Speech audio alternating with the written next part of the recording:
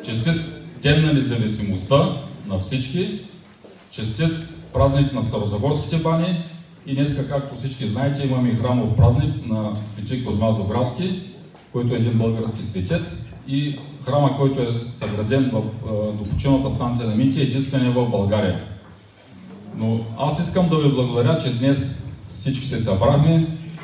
Извиняваме се малко, че закъсняхме с подреждането на масите, но станахме може би около 150 човека и беше малко трудно да се справим, но мисля, че с екипа тук, който помага днеска цял ден, се справихме. Ако има някакви забележки, ще ме извините.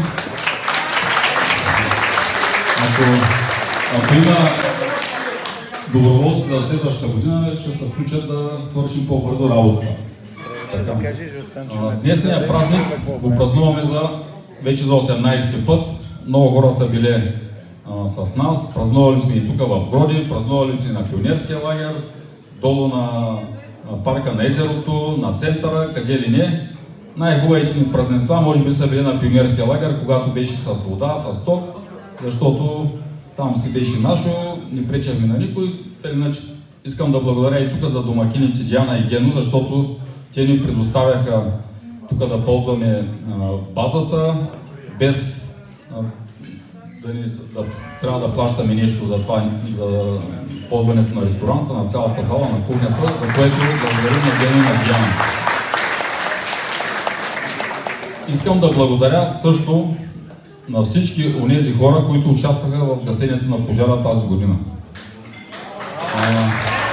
Оказва се, че за много малко време, с помощта и на младежите, които писаха и във Фейсбук, по телефони, по това събрахме доста, около 40 човека, и пожарникарите ми казаха, че много рядко по селата събират толкова скоро да гасят пожар.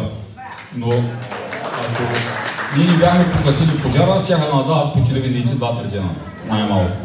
Така че благодаря на всички, които се включиха. И да благодаря също така на певческата група на читалище Христо Ботев, която въпреки че всички са така на години, винаги на представят къде ли не из района Банянския, така се каже, ходят често и до Мъглиж, ходят и на други мероприятия, да са живи и здрави, винаги така да ни представят. Благодаря също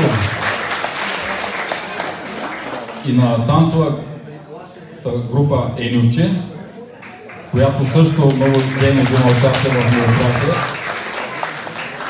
И те да са живи и здрави, очакват попълнение от мъже в групата. Така че могат да се записват и от около села мъже.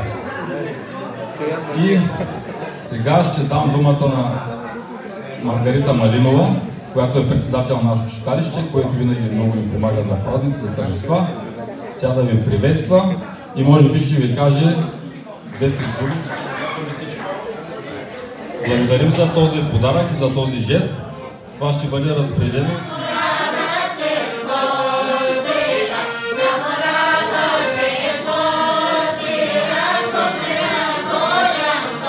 Ще се пари за ръчки.